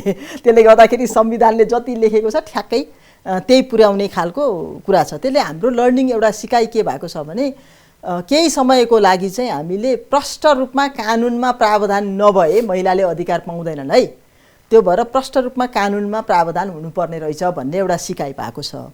अहिले देख्दाखेरि राजनीतिक दलहरूमा सुधार हुँदैछ, किनभने पहिलोचोटि केन्द्रीय कमिटीमा 33% महिलाको सुनिश्चितता भएको छ। तर त्यो भित्र पुरुषवादी सोच हाबी छ। यो 33% महिलाहरूले त्यहाँ आवाज उठाएर त्यो राजनीतिक दलहरूलाई चाहिँ महिला मैत्री बनाउनु पर्ने जरुरी छ। महिला मैत्री भन्दा पनि लैङ्गिक विभेद रहित बनाउनु पर्ने जरुरी छ। त्यहाँ सुधार भएपछि अरू ठाउँमा त्यसले प्रभाव पार्छ। अहिले नै पनि हामीले देखिराखेका छौँ, स्थानीय तहमा 40% महिलाको सिट रिजर्भ गर्दाखेरि त्यहाँ एक किसिमको कस्तो राम्रो माहौल भइराखेको छ। महिलाहरूले चाहिँ, मैले त बारम्बार भन्ने गर्छु, यस्तो टिका लगाइदिँदाखेरि, पहिला हामीलाई सानोमा टिका लगाइदिँदाखेरि तिमी चाहिँ के अरे राम्रो घर गरी खाएस् भन्नुहुन्थ्यो के आमाहरूले, हजुरआमाहरूले हामीलाई छोरी मान्छेलाई टिका लगाइदिँदा राम्रो घर गरी खाएस् भन्नुहुन्थ्यो। अहिले छोरी मान्छेलाई टिका लगाइदिँदाखेरि मेयर भएस्, उपमेयर भएस्, पत्रकार भएस्, डक्टर भएस्, इन्जिनियर भएस्, सांसद भएस् त भन्नुहुन्छ।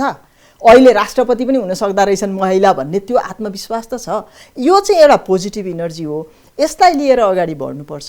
थुप्रै चुनौतीहरू छन्, तर त्यो चुनौतीहरू हामीले बिस्तारै बिस्तारै सम्बोधन गर्दैछौँ र हामी अझै पनि गर्छौँ जस्तो मलाई लाग्छ। अप्ठ्यारा छन् तर सुधार हुन्छ। धन्यवाद मातृकाजी। धन्यवाद। हजुर, खास अहिले राजनीतिमा प्रवेश गर्न चाहने युवा युवतीहरूलाई के अर्थ दिनुहुन्छ तपाईँ? राजनीति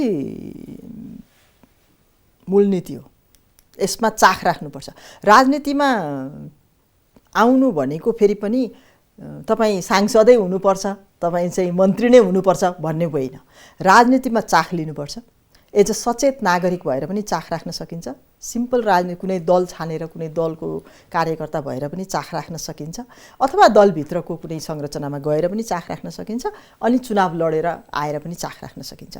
चाख राख्नु महत्त्वपूर्ण हो। राजनीतिमा चाख राख्नुपर्छ, सचेत हुनुपर्छ, र राजनीतिमा बिग्रियो भने औँला उठाइहाल्नुपर्छ, आवाज उठाइहाल्नुपर्छ। र त्यो गर्दाखेरि प्रशस्त सम्भावना छ। सम्भावना आफ्नो विकासको सम्भावना त छँदैछ, देश विकास गर्ने सम्भावना पनि छ। त्यो भएर राजनीतिमा सबैले चाख राख्नुपर्छ। साधारण नागरिकहरूको पनि राजनीतिमा चाख हुनुपर्छ। किनभने राजनीति बिग्रियो भने त बिग्रियो नि, सबै बिग्रियो। अरू मान्छेले तपाईँमाथि शासन गर्दैछ अनि त्यो शासन गर्ने मान्छे खराब छ भने के हुन्छ? नमस्ते। नमस्ते सर। नमस्ते म्याम। आफ्नो परिचय दिनुहोस् न प्लिज। मेरो नाम चाहिँ अस्मिता पराजुली हो। Recently Kathmandu university school of एजुकेसनबाट मास्टर इन सस्टेनेबल डेभलपमेन्टमा ग्रेजुएट भएको हो। म चाहिँ म्यामलाई मलाई सोध्न मन लागेको क्वेसन चाहिँ के थियो भने, म आफै पनि वुमेनको फिल्डमा काम गरिरहेको भएर म्यामलाई पनि एज अ म लिडर नै हेरिरहेको हुन्छु, देखिरहेको हुन्छु। I am very motivated through म्यामको वर्कहरू। अनि म्यामलाई सोध्न खोजेको चाहिँ मैले चाहिँ अब हाम्रो नेपालमा how do you envision the future of women's economic empowerment in Nepal, and along with that, what are the key areas that needs to be prioritized for future program women को sector मा चाहिँ त्यसरी कसरी के गर्न सकिन्छ भनेर चाहिँ I want to ask her.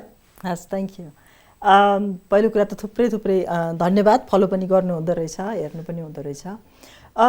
महिलाको आर्थिक रूपमा महिलालाई सशक्त बनाउनको लागि चाहिँ महिलाको पुँजीमा पहुँच नै हो। पुँजी भनेको फेरि पैसो मात्रै होइन, हैन? कृषि गर्न खोज्ने, कृषि कर्म गर्ने महिलाहरूलाई कृषि सम्बन्धी प्रविधिको पनि पहुँच हुनु पर्यो, हैन? सूचनाको पनि पहुँच हुनु पर्यो, जग्गा जमिन उसको स्वामित्वमा हुनु पर्यो, अनि त्यसपछि लगानी गर्न सक्ने हुनु पर्यो। अब उद्योगमा काम गर्न पाउने महिलाहरूलाई समान ज्याला पनि हुनु पर्यो, उद्योगपति हुनको लागि आवश्यक लगानी पनि हुन पर्यो। त्यो भएर जुन क्षेत्रमा महिलाहरूले काम गर्न चाहन्छन् त्यो ठाउँमा पुर्याउनको लागि आवश्यक पुँजी के पुँजी चाहिन्छ, मानव पुँजी पनि हुनसक्छ, हैन? सबै पुँजीको आवश्यकता पर्छ, त्यो चाहिन्छ। अहिले हामीले हेर्दाखेरि चाहिँ जनशक्तिमा पनि पुरुषहरू अगाडि छन्, किनभने स्किल उनीहरूसँग छ, शिक्षा उनीहरूसँग छ। अब जग्गा जमिनको पहुँच पनि धेरै, नियन्त्रण पनि धेरै पुरुषहरूसँगै छ। हामीले कसरी महिलाहरूको हातमा त्यो पुँजी पुर्याउन सक्छौँ त्यो महत्त्वपूर्ण छ। अहिले देख्दाखेरि चाहिँ अब 80% महिलाहरू चाहिँ, अब हामीले 70% त काम गर्ने कामदारै महिलाहरू चाहिँ 70% कृषिमा छन् भनेर हामीले भनिराखेका छौँ। तर कृषिको लागि आवश्यक जुन किसिमको लगानी चाहिन्छ त्यो महिलाहरूमा पुगिरहेको छैन। धेरै महिलाहरू अनौपचारिक क्षेत्रमा छन्। त्यो अनौपचारिक क्षेत्रमा भएका महिलाहरू एकदमै असुरक्षित रूपमा काम गरिरहेका छन्। उनीहरूलाई सुरक्षित रूपमा कसरी काम गराउन लगाउने, यो खालको विषयमा चाहिँ कानुनी रूपमा प्रष्ट रूपमा चाहिँ महिलाहरूमा यो सम्पत्ति पुर्याउने, पुँजी पुर्याउने खालको काम गर्न पर्यो। शिक्षामा लगानी गर्नु पर्यो, सिपमा लगानी गर्नु पर्यो, सूचनामा लगानी गर्नु पर्यो, महिला मैत्री प्रविधि बनाउनु पर्यो। तर अहिले चाहिँ हामी के गर्दैछौँ भनेदेखि घरमूलीलाई फोकस गर्छौँ। घरमूली प्रायः जसो चाहिँ पुरुषै हुन्छ के, त्यसले गर्दा सबै सूचना प्रविधि लगानी जम्मै पाउने पुरुषले हुन्छ। त्यो चाहिँ महिलाप्रति बढी संवेदनशील बनाउनु पर्ने जरुरी छ। तर महिलाहरूले जुन ठाउँमा हात हालेका छन् त्यो ठाउँमा चाहिँ सफलता प्राप्त गरेका छन्। त्यो भएर यो सम्भव छ भन्छु मैले चाहिँ। अल द बेस्ट अस्मिता। हस्, थ्याङ्क यू। म एउटा छोटो ब्रेक लिन्छु उनीहरू। हुन्छ दर्शक वृन्द, फेरि एउटा ब्रेकको बेला भएको छ। I will be right back, so stay tuned.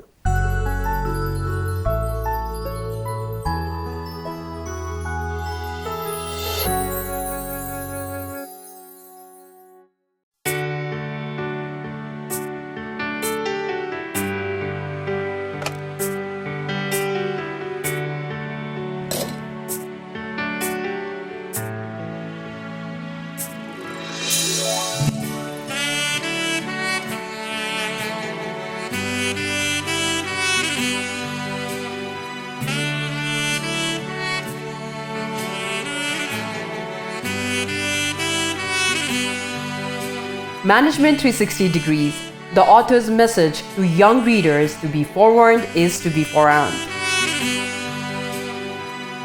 Available in Amazon, Rupa Publications and Daraj.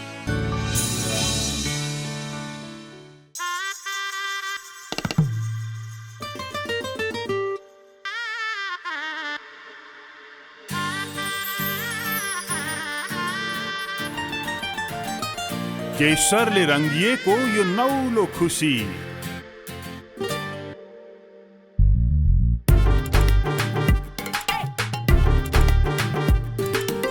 मायाले लाडिएका यी मनमानी,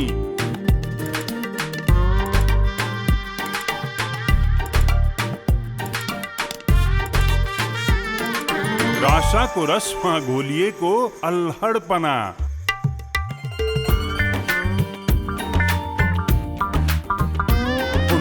मुस्कानमा बेरिएको चञ्चलता, हरेक अवसरमा मिसाउँदै नयाँ विश्वासको मिठास र आशाको स्वादले बनाउँछ हर पल हर नातालाई खास।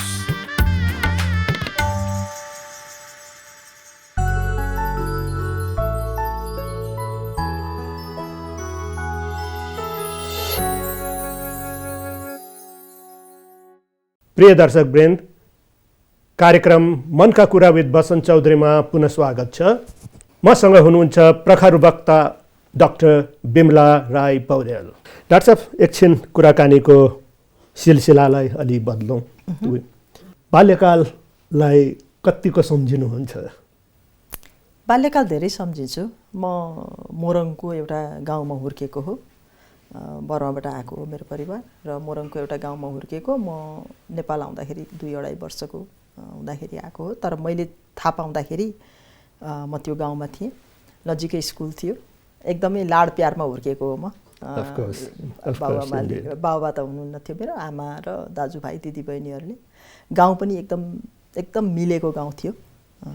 एकदम राम्रो छ मेरो ऊ चाहिँ। अलिअलि हाम्रो गाउँमा डाका बढी लाग्थ्यो, किनभने त्यो इन्डियाको बोर्डर थियो, ओपन बोर्डर थियो। डाका चाहिँ बढी लाग्थ्यो अनि राति चाहिँ डराएको चाहिँ सम्झिन्छु, धेरै डराउँथे। हजुर। सफलता भन्ने शब्दले तपाईँको लागि के अर्थ राख्छ डाक्टर? सफलता त अब यस्तो होला, आफूले जुन काम आफ्नो भूमिका छ त्यो भूमिकामा राम्रोसँग काम डेलिभर गर्नु नै सफलता हो जस्तो मलाई लाग्छ होइन। इमान्दारिताका साथ आफ्नो काम डेलिभर गर्यो भने त्यसलाई मैले सफलता मान्छु। अब त्यसले मैले सफलता मानिसकेपछि अरूले के मान्छन् भन्ने कुरामा म फेरि धेरै उयो गर्दिनँ। म आफू सेल्फ सेटिस्फ्याक्सन चाहिँ हुनुपर्छ, आत्मसन्तुष्ट चाहिँ हुनुपर्छ। डेफिनेटली सेल्फ सेटिस्फ्याक्सनको कुरा गर्नुभयो। जीवनमा ह्याप्पिनेस र फुलफिलनेसको वास्तविक सार के हो जस्तो लाग्छ? अब खुसी त आफूले क्रिएट गर्ने हो जस्तो लाग्छ मलाई बसन्तजी। एकदमै कोही मान्छे टन्न सबै चिज भएको जस्तो लाग्छ तर पनि मनमा खुसी हुँदैन। कोही मान्छे चाहिँ अब पिस हो बेसिकल्ली होइन। म चाहिँ धेरै महत्त्वाकाङ्क्षी छैन। महत्त्वाकाङ्क्षी नहुँदाखेरि चाहिँ म सन्तोष गर्छु। र अहिलेसम्म मलाई रमाइलो के लाग्छ भने मैले विभिन्न अब सानो एनजिओबाट काम गर्न सुरु गरेँ। एनजिओ आइएनजिओ अब विभिन्न क्षेत्रमा काम गरेँ। एउटा एकदमै गरिब परिवारबाट, विपन्न परिवारबाट आएको मान्छे हो म। त्यसले गर्दा त्यो दुःख पनि नभनौँ, म सुखी मान्छेहरू मध्ये हो हुन चाहिँ। तर पनि के भन्छ त्यसलाई, अभाव भनौँ न, अभावको जिन्दगी पनि देखेको छु। अनि चाहिँ अलिकति अभाव नभएको जिन्दगी पनि देखेको छु। तर मेरोमा महत्त्वाकाङ्क्षा के, मेरो अहिलेसम्मको क्यारियरै हेर्नुहुन्छ भने पनि, लाइफै हेर्नुहुन्छ भने पनि मैले प्लान गरेर गरेँ होइन। त्यो सबै जे आउँछ एज इट कम्स पचाउँछ भने जस्तो हो। मैले चाहिँ म आफ्नो काम मेरो विचारमा ठिकसँग गर्छु। अरूको लागि त्यो ठिक हुन्छ हुँदैन मलाई थाहा छैन, तर मेरो विचारमा मैले बुझेसम्म जानेसम्म इमान्दारिताका साथ ठिकसँग गर्छु। त्यसले मलाई कहाँ लान्छ भन्ने कुरामा साह्रै चिन्ता गर्दिनँ। अनि मेरो लागि चाहिँ म सन्तोष पनि त्यही हो। मेरो खुसी भनेको चाहिँ मैले डेलिभर गर्न सकेँ भने मलाई खुसी लाग्छ। Ultimate happiness. उद्देश्यपूर्ण जीवन जिउनु भनेको तपाईँको लागि के हो? त्यो भनेको त अब बाँच्नको लागि सबैजना बाँच्छन्, तर यो संसार छोडेर जाँदाखेरि मान्छेले कि राम्रो तरिकाले सम्झिन्छन् कि नराम्रो तरिकाले सम्झिन्छन्। राम्रो तरिकाले सम्झुन् भन्ने हो।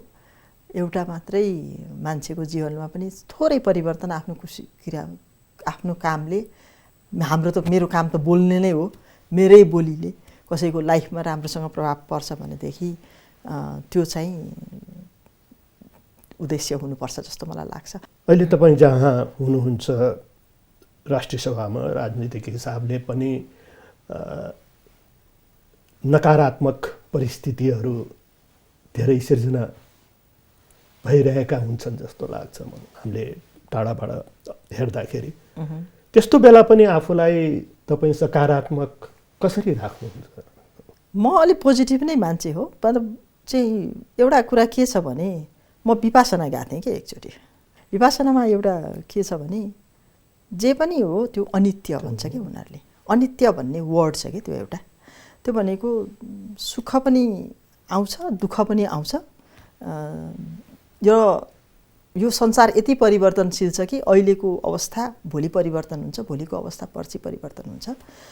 त्यो भएर यो परिवर्तनमा कसरी सकारात्मक भइरहने भनेर चाहिँ अलिकति सिकाउँछ। र मलाई चाहिँ मेरो आमाले पहिल्यैदेखि सानैदेखि धेरै अभावमा हुर्केको हो मेरो परिवार। सानैदेखि मेरो आमाले चाहिँ सुखमा नमात्तिनु दुःखमा नआत्तिनु भन्नुहुन्थ्यो कि।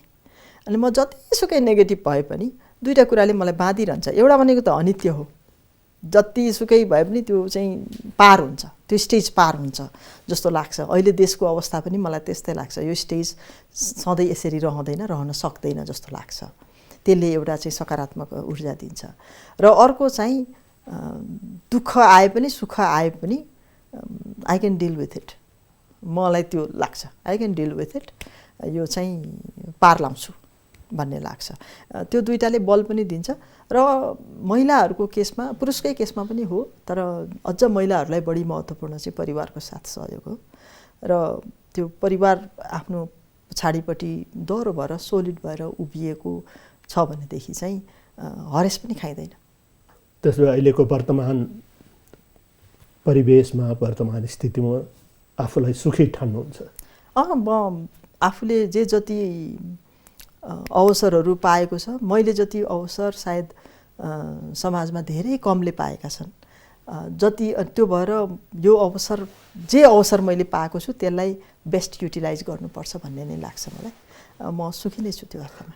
डाक्टर साहब, यो सुखी हुनु र खुसी हुनु अलग अलग भाव हुन् कि एउटै भावका दुईटा स्वरूप हुन्?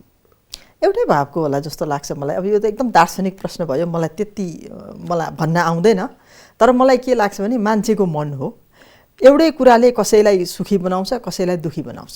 यी पाटाहरू हो, कसरी हाउ यु सी द्याट, त्यसमा भर पर्छ। तपाईँले धेरै महत्त्वाकांक्षा राख्नु भएन भने तपाईँ सुखी नै हुनुहुन्छ जति बेला पनि। अब एउटा कुरा भनिन्छ, धेरै कुनै चिजमा धेरै अट्याचमेन्ट पनि ठिक होइन रे। हाम्रोमा हुन्छ नि पदमा प्रति धेरै अट्याचमेन्ट, सम्पत्तिपट्टि धेरै अट्याचमेन्ट, कुनै मान्छेप्रति धेरै अट्याचमेन्ट हुन्छ नि। यस्तो खालको धेरै लगाव चाहिँ दुःखको कारण हो भन्छन्। खास असर पर्दैन जस्तो लाग्छ मलाई चाहिँ त्यस्तो लाग्यो। हुन त म दार्शनिक होइन, आई डोन्ट नो एकदम आन्सर चाहिँ, तर मलाई त्यस्तो लाग्छ। रिस कतिको उठ्छ डाक्टर? रिसाउँछु बेला बेला, आफूले भने जस्तो भएन भने रिस त उठिहाल्छ, बट आई कन्ट्रोल इट। अनि डाक्टर, राति निदाउनु अघि आफ्नो दिनभरिको कामको मूल्याङ्कन कतिको गर्नुहुन्छ?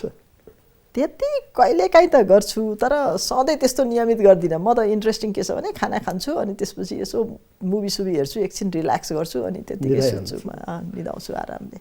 अनि बिहान उठेर क्यालेन्डर हेरेर आज मेरो यो काम छ भनेर अनि तयारी गर्छु। आफ्नो आफ्नो स्वभाव हो, म त्यसै गरी जान्छु।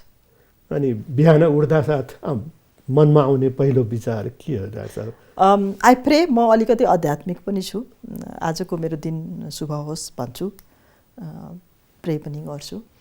अनि तपाईँको फिटनेसको राज के हो डाक्टर? म त्यति राम्रो फिटनेस छैन मेरो, ठिकै छ। अनि तर राम्रोसँग बिहान यहीँ नर्भिकमै एकजना डाक्टर हुनुहुन्थ्यो, डाक्टर भरत रावत, उहाँ मेरो डाक्टर हो, मलाई एकदम धेरै हेर्नुहुन्थ्यो। अनि उहाँले भन्नुहुन्थ्यो do everything but not at the cost of working भन्नुहुन्थ्यो।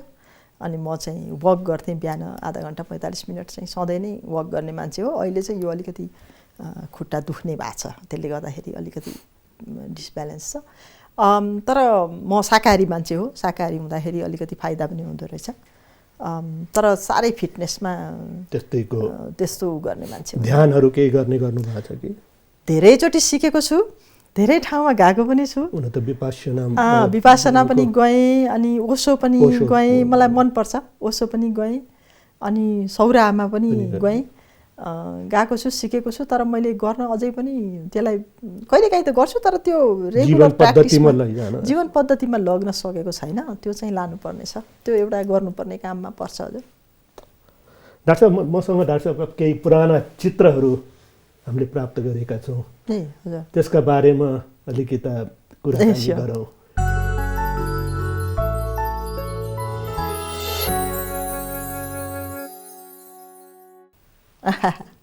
गीत गाएको यो म रामपुर क्याम्पसमा पढ्दाखेरिको कुरा हो। चितवन? हजुर, रामपुर क्याम्पसमा चितवनमा पढ्दाखेरि म अलिकति राजनीतिमा आउन चाहिँ मलाई गीतले इन्स्पायर गरेको छ धेरै चाहिँ। र म चाहिँ प्रगतिशील गीतहरू गाउँथेँ त्यति बेला। यो गीत गाउँदाखेरिको फोटो रहेछ। यो चाहिँ चितवनमा हो, कृषि मेलामा हामीले फुलको प्रदर्शनी गरेका थियौँ। यो हाम्रो साथीहरूको ग्रुप हो, हाम्रो ब्याचको साथीहरूको ग्रुप हो। त्यसमा चाहिँ फुलको प्रदर्शनी गरेको। धेरै साथीहरू यसमा हर्टिकल्चरिस्ट हुनुहुन्छ, फुलकै काम पनि गर्नुभएको छ। म चाहिँ यतातिर अहिले पनि सम्पर्कमा हुनुहुन्छ हामी सबैजना। यसमा त्यो बिचको एकजना केतुकी भन्ने एकजना साथी बाहेक अरू धेरै हामी सम्पर्कमा छौँ। यो चाहिँ 2049 सालमा बिहा गरेको। विवाह मेरो चाहिँ इन्टरकास्ट म्यारिज हो। राईसँग बिहा गरेको भएर घरबाट स्वीकृति पाइएन। अनि काम गर्दा गर्दै काम गरेकै ठाउँमा साथीहरूसँग गएर बिहा गरियो पाखरीबास कृषि केन्द्रमा। बिहा चाहिँ धरानबाट भएको। यो चाहिँ हामी अब घुम्न जाँदाखेरिको फोटो हो। यो मेरो विचारमा यो बेल्जियममा हो कि जस्तो लाग्छ मलाई। हामी चाहिँ म्यान्चेस्टरमा पढ्थ्यौँ, दुईजना मास्टर्स गर्दै थियौँ। अनि म्यान्चेस्टरमा पढ्दाखेरि बिचमा कलेज ब्रेक भएको बेलामा हामी युरोप घुम्न गएको थियौँ। फर्स्ट युरोप ट्रिपमा जाँदाखेरिको फोटो हो यो। यो चाहिँ मेरो आमासँगको। मेरो आमा अहिले चाहिँ 101 वर्षको। 101 वर्ष? हजुर, अहिले 101 वर्षको हुनुभयो। यो चाहिँ 79औं वर्ष भनौँ न, 99th बर्थडेमा मेरो घरमा यति बेला कोरोना थियो। अनि कोरोना काल भएको हुँदाखेरि चाहिँ हामीले चाहिँ उसमा आँगनमा, मेरो घरको आँगनमा बर्थडे मनाएका थियौँ। मेरो आमा चाहिँ एकदम मसँग जिस्किनै राख्नुहुन्छ, म पनि जिस्किन्छु। Still fit? सिज फिट, तर अब स्ट्रोक भएको छ अहिले चाहिँ। स्ट्रोक भएको भएर यो दाहिने पाटोमा अलिक समस्या छ। But seize good. मेमोरीमा एकदम राम्रो, अहिले पनि मेमोरी एकदम राम्रो छ। मेरो अघि हजुरले फिटनेसको पनि कुरा गर्नुभयो। एउटा फिटनेसको कारण चाहिँ मतलब फिटनेस त नभनौँ, स्वास्थ्यको कारण चाहिँ बारी हो। म चाहिँ मेडिटेसन हो मेरो लागि बारी भन्छु मैले। म बारीमा काम गर्दाखेरि यति आनन्द लाग्छ। अनि बिहान चाहिँ केही बेर जति भ्याउँछु बारीमा काम गर्छु। योपालि काउली फलेको थियो, अनि काउली देखाएको। These light plants, they talk to you, that's all. They understand you. एकदमै मनपर्छ मलाई। बारी चाहिँ असाध्यै मनपर्छ। बारी भएन भने म कसरी बस्छु होला जस्तो पनि लाग्छ।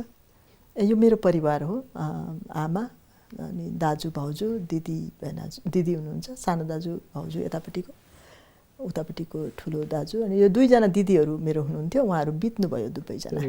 यो हामी त्यो साल कसरी सबै भेला भएका थियौँ। त्यसपछि भट्टाभट्टी 3 जना चाहिँ यहाँबाट गइसक्नु भएको छ। So sad. That's अब मुवा 101 वर्ष भएर पनि स्ट्रङै हुनुहुन्छ। Very strong, very strong. अब कमिङ दसैँमा मुवाले टिका लगाइदिएर प्राइम मिनिस्टर भएस भन्ने। मेरो आमाले वास्तवमा त्यो, आमाले त सोच्नु नि भएको थिएन होला राजनीतिमा आउँछ भन्ने त। तर असल मान्छे बन्नुपर्छ भन्ने चाहिँ हो। आमाले पहिल्यैदेखि नै त्यो चाहिँ सिकाउनु भएको हो। र केही कुराहरू आमाले जुन किसिमको हामीलाई दिनुभयो सबै परिवारलाई। हामी त अब एकला आमाका सन्तान भयौँ नि त। मेरो बाबा त म 1 वर्षको हुँदै बित्नु भयो। अनि आमाले हुर्काउनु भएको भएर अहिले पनि कतिपय गुणहरू चाहिँ मेरो आमाले भर्नु भएको हो जस्तो मलाई लाग्छ धेरै। र आमाप्रति नै धेरै आभारी छु म। डाक्टर साहब, कार्यक्रमबाट बिदा लिनु अघि डाक्टर साहबको एउटा रचना केही हाम्रा दर्शकहरूलाई सुनाइदिनु भए आभारी हुने। आमाले भन्नुभएको एउटा 2टा कविताहरू चाहिँ हामीलाई सिकाउनुहुन्थ्यो भनौँ न। अनि त्यही अनुसार हामी भन्थ्यौँ। कविताहरू छ। अनि त्यसपछि चाहिँ केही अब प्रोग्रेसिभ गीतहरू भनेर गाउँथ्यौँ त्यति बेला। जुन गीतले हामीलाई, मलाई भनौँ न, धेरै इन्स्पायर गर्छ। त्यो त्यति बेला गाएको गीतहरूले धेरै इन्स्पायर गर्छ। र अहिले पनि त्यो गीतहरूले मलाई डोर्याउँछ। त्यो चाहिँ मैले सेयर गर्न सक्छु। प्लिज। पहिला चाहिँ कविता चाहिँ आमाले हामीलाई अल्छी हुनु हुँदैन भन्नुहुन्थ्यो कि, अल्छी हुनु हुँदैन भन्नुहुन्थ्यो। अनि आमाले नै पढेर सुनाउनुहुन्थ्यो त्यो श्लोक। अनि त्यो श्लोक हामीलाई याद हुन्थ्यो। अनि हामी त्यो श्लोक चाहिँ बारम्बार भन्थ्यौँ। त्यही चाहिँ म अलिकति भन्छु। हे आलस्य त अल्छी झट्ट पर जा, लौ निस्किजा मन्टिजा, ठ्याक्कै टिक्न म दिन्न यो शरीरमा जो काट्नु काटिस मजा मैले बल्ल बुझेँ तँलाई त बडो चुथ्रो रछस् दुर्जन आफू अल्छी भइस् तर पनि किन संसार बनाउँछस् किन पहिले सागर वा हिमालय पनि मैना घुला भन्दथे अहिले आँगनसम्म नागन पनि साथी गुहार्ने भएँ भनेर त्यो भनेको चाहिँ अल्छीलाई धपा छन्दमा लेख्ने गर्नु छन्दमा लेख्ने अल्छीलाई धपाउने अनि त अल्छी भइस् भनेर कराउनुहुन्थ्यो अनि यो कविता भनेपछि हामी पनि यो कविता भन्दै फेरि थियो सानोमा त्यो सम्झिन्छ अब गीत चाहिँ म प्रगतिशील गीत नै सम्झिन्छु हजुर जुन गीत अघि हामीले त्यो गिटार बजाएको बेलामा पनि त्यस्तै गाएको थियो अर्ली एजको होइन त्यो चाहिँ अब एउटा चाहिँ सङ्घर्ष हो जीवन भन्ने छ सङ्घर्ष हो जीवन जीवन सङ्घर्ष हो सङ्घर्ष हो जीवन जीवन सङ्घर्ष हो जीवनदेखि थाकेर बस्छु नभना जीवनदेखि हारेर मर्छु नभना सङ्घर्ष हो जीवन जीवन सङ्घर्ष हो जिन्दगी हो हार जित भइरहन्छ बाधा पन्छाउँदै नदी बगिरहन्छ हार भयो भनेर दुःख नमान रात पछि दिन हुन्छ हेर बिहान सङ्घर्ष हो जीवन जीवन सङ्घर्ष हो यो गीत चाहिँ हामी खुब गाउँथ्यौँ ब्युटिफुल सानोमा त्यस्तो गीत गाउँथ्यौँ यसले हामीलाई इनर्जाइज गर्थ्यो सानोमा र हामीलाई यो अहिले जुन यङ जेनेरेसनमा मेन्टल हेल्थको इस्यु देख्छु नि मैले भयङ्कर डरलाग्दो देख्छु हामीलाई त्यो हुने मौकै भएन एकदम किनभने हामीलाई यस्तो फुर्सदै हो अनि यो यस्ता खालका गीतहरूले हामीलाई धेरै इन्स्पायर पनि गर्थे असाध्यै राम्रो रहेछ अहिले पनि तपाईँको यति मिठो कविता र यो कविताको श्रेय चाहिँ आमालाई जान्छ यहाँकै तर्फबाट आदरणीय मुवालाई म समर्पण गर्छु र मिठो गीतको लागि हजुरलाई आभार व्यक्त गर्दछु यसका साथै आजको हाम्रो कार्यक्रम यही अन्त गर्छु रक्षा Dear viewers, with this conversation I'm going to end today's episode of Mann Ka Kura with Basant Chaudhary. I must admit it was great talking to our guest this evening. आजका हाम्रा अतिथि माननीय डाक्टर बिमला राई पौड्यालसँग हामीले उहाँको जीवन दर्शन देश विकास र नेपाली महिलाको वर्तमान अवस्थाका बारेमा चर्चा गर्ने अवसर पायौँ यसका लागि म उहाँलाई हार्दिक आभार व्यक्त गर्दछु अर्को साता फेरि अर्को एकजना प्रेरणादायी व्यक्तित्वलाई लिएर उपस्थित हुने नै छु तबसम्मका लागि म बसन्त चौधरी तपाईहरुसँग बिदा चाहन्छु जीवनको यो मधुर यात्रामा हाम्रो साथमा रहनु भएकोमा तपाईहरु सबैलाई हार्दिक आभार याद राख्नुहोस् अरु कोही आएर हाम्रो देश बनाउँदैन हाम्रो देश हामीले नै बनाउनु पर्छ त्यसका लागि हामीले देशलाई माया गर्ने र दूरदर्शी सोच भएका सच्चा देशभक्तहरूको पहिचान गर्नै पर्छ Thank you once again for being a part of Mann Ka Kura with Basant Chaudhary. Don't forget to join us next week, same time. And yes, remember to subscribe our channel CG Entertainment and our broadcasting partner News 24 for loads of entertainment programs. Till we meet again, stay inspired and keep chasing your dreams. Namaste and goodbye. नमस्ते sir. नमस्कार हजुर, धन्यवाद।